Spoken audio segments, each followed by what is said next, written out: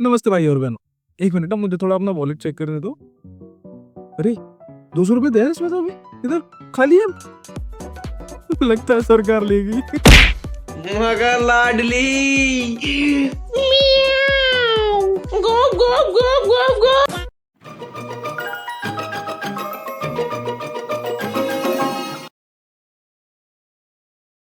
साल में 364 दिन हम डिसाइड नहीं कर पाते कि स्विगी से क्या मंगवाना है, लेकिन 1 फरवरी को हम सब अचानक से फाइनेंशियल एडवाइजर बन जाते हैं। तो 1 तारीख को हमारी फाइनेंस मिनिस्टर श्रीमती निर्मला सीतारमन जी ने अपना 9th बजट अनाउंस किया। बजट का टोटल हिसाब है 53,47,000 करोड़ रुपए। बजट की अगर 500 की नोटों की गड्डी बनाओगे ना, एक के ऊपर एक, तो चांद तक पहुंच जाएगी। लेकिन हाँ, चांद तक जाने से याद आया, एक्चुअली चांद तक जाने से ज्यादा बजट इन लोगों ने खोए हुए पत्र यानी कि लेटर्स ढूंढने के लिए दिया है। आज हम ऐसे कोई इकोनॉमिक्स डिग्री वाली बातें नहीं करेंगे, क्योंकि मैं कोई इकोनॉमिक डिग्री होल्डर नहीं हूँ। आज हम बात करेंगे आम आदमी की भाषा में कि निर्मला ताई ने हमारी जेब में क्या डाला और साइलेंटली तरीके से क्या क्या निकाल लिया। रेलवे से लेकर रील्स तक और कैंसर की दवाई से लेकर शेयर मार्केट की कलेश तक, आज हम सब कुछ डिकोड करेंगे, ताकि कोई आपसे ये ना कहे कि बेटे तुझे तो बजट ही समझ नहीं आया। तो चलिए शुरू करते हैं। शुरू करने से पहले मेरे को थोड़ा सा वो इंटेलेक्चुअल वाला लुक लेने दो। तो चलिए अब शुरू करते हैं। आइए देखते हैं मजा आएगा।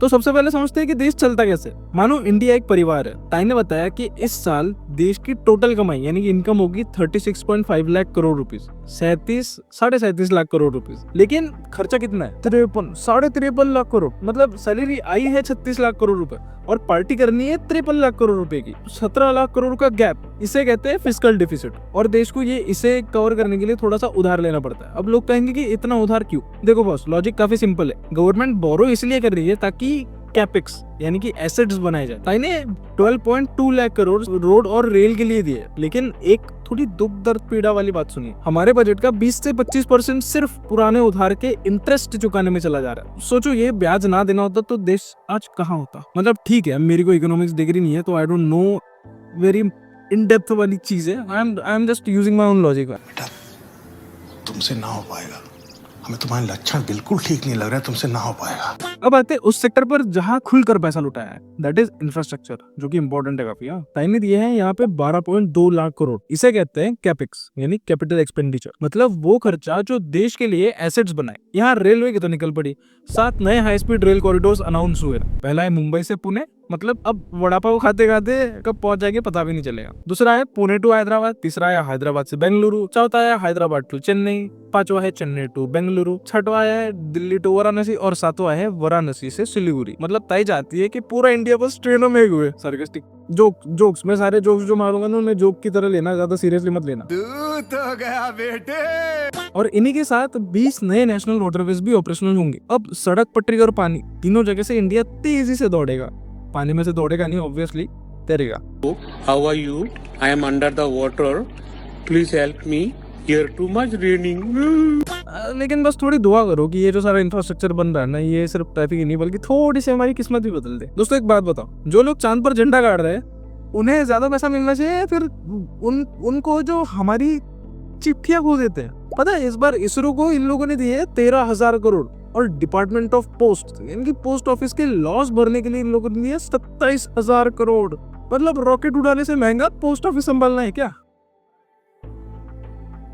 और इसी के साथ सेमीकंडक्टर मिशन 2.0 भी लॉन्च हुआ है। गवर्नमेंट चाहती है कि आपके फोन की चिप अब इंडिया में ही बने। यहाँ डिजिटल और टेक में इंडिया एकदम प्रो बनने की तैयारी में है।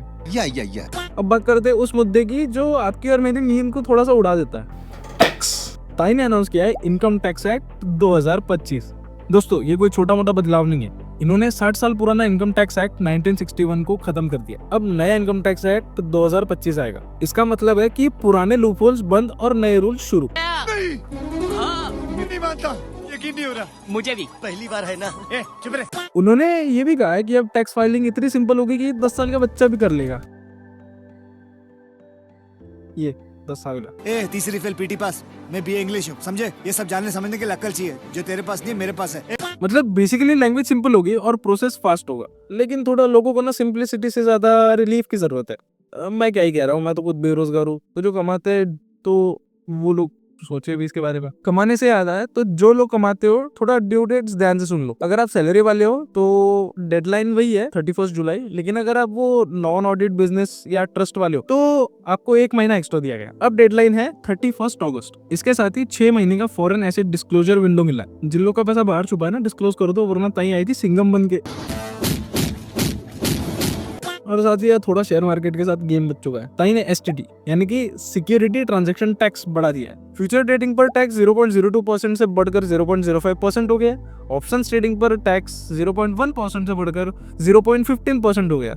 प्रांजल कामरा भाई ने सही कहा था, 95% ट्रेडर्स लॉस नहीं रहते, तो गवर्नमेंट ने सोचा जब तुम लॉस कर ही रहे हो तो थोड़ा टैक्स कम ही दे दो। और तुरंत इसके बाद मार्केट ने 2800 पॉइंट का गोता लगा दिया है नीचे। क्यों? क्योंकि अब ट्रेडिंग थोड़ी महंगी हो गई है। गवर्नमेंट चाहती है कि लोग गैम्बलिंग छोड़कर इन्वेस्टिंग करें। जिन लोग के पास एक्चुअली नॉलेज है सिर्फ वही लोग ये करें। ट्रेडर्स बेचारे कह रहे हैं ये हमने तो प्रॉफिट कमाने का सोचा था, ताई ने टर्नओवर पर ही टैक्स मार दिया। मिडिल क्लास के लिए ताई ने एक हाथ से दिया तो दूसरे हाथ से शेयर मार्केट के रास्ते वापस ले लिया। लेकिन एक अच्छी खबर भी है, बायबैक्स पर अब टैक्स शेयर होल्डर को देना होगा एज कैपिटल गेन्स, ना कि कंपनी को। इससे जो रिटेल इन्वेस्टर्स हैं इनको थोड़ा बेनिफिट मिल सकता है। देखो ये थोड़ा फाइनेंस वाली बात है, अगर मैं कहीं गलत हो रहा हूँ तो please correct me in the comments. Okay,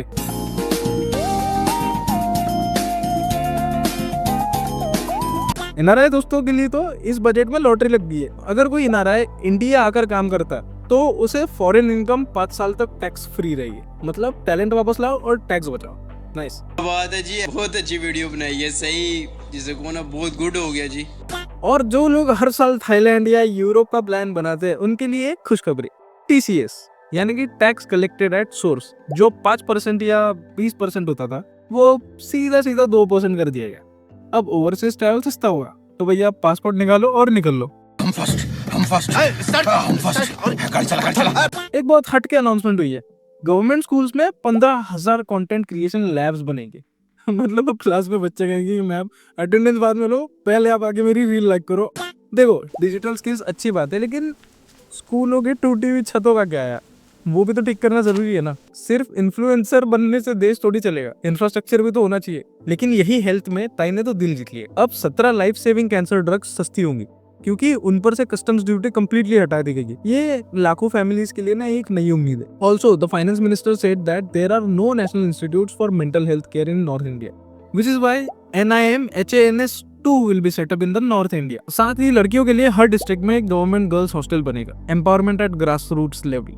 nice. किसानों के लिए भी ताई ने थोड़ा सा स्वाद बदला है, दैट इज कि अब गवर्नमेंट सिर्फ गेहूं चावल नहीं बल्कि हाई वैल्यू क्रॉप जैसे कि कोको, सैंडलवुड यानी कि चंदन और काजू, इन पर भी फोकस करेगी। किसानों के लिए भारत विस्तार नाम का एक AI टूल भी आएगा जो कि मल्टीलिंगुअल होगा। मतलब AI बताएगा कि खेत में कब पानी डालना है और कब काजू उगाना है। Digital India. क्यों बे ओवर एक्टिंग करता है साला, ओवर एक्टिंग की औलाद। तो देखो मैंने ऑलमोस्ट वो सारे पॉइंट्स कवर कर लिए जो कि एक आम आदमी को इफेक्ट करते हैं या शायद पता होने चाहिए। अगर आपको लगता है ये और कोई पॉइंट्स कवर करने चाहिए थे तो मुझे आप नीचे कमेंट में बताओ, ठीक है। और अब देखते हैं मॉरल ऑफ द स्टोरी क्या है। 2026 का जो बजट है ना वो काफी विजन्स से भरा हुआ है। इंफ्रास्ट्रक्चर, हाई स्पीड रेल और AI लैब्स, ये सब दिखाते हैं कि हम लोग 2047 के कितनी जोरों शोरों से तैयारी कर रहे हैं। मतलब सीधी बात कहूँ तो विजन्स तो काफी बड़े, लेकिन जो आम लोग है ना उनकी पॉकेट्स थोड़ी टाइट है। 2047 की तैयारी तो ठीक है, पर आज की महंगाई से बड़ी फाइट है। हम उधार लेकर रोड तो बना रहे हैं, पर याद रखना दोस्तों, ये 17 लाख करोड़ का कर्जा हमें और हमारी आने वाली जनरेशन को ही ब्याज के साथ चुकता करना है। तो बेसिकली मेरा फाइनल वर्डिक्ट बस इतना है कि मैं अब एक शहरी मानूंगा, तो इरशाद कर देना। इरशाद। सरकार ने निकाल दी इंफ्रास्ट्रक्चर की लॉटरी। सरकार ने निकाल दी इंफ्रास्ट्रक्चर की लॉटरी और दे दिया मार्केट में डंडा। इस साल का बजट निकला थोड़ा सा स्वीट, थोड़ा थोड़ा ठंडा।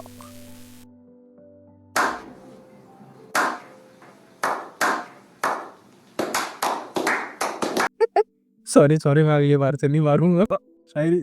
अच्छा जाते जाते मैं आपसे सिर्फ इतना पूछूंगा कि आपको क्या लगता है, क्या ये बजट वाकई में मिडिल क्लास के लिए है या फिर हम लोग सब सिर्फ ऐसे कंटेंट क्रिएशन लैब्स में रील्स बनाते रह जाएंगे? कमेंट्स में अपनी राय जरूर बताना, मैं सारे कमेंट्स पढ़ूंगा।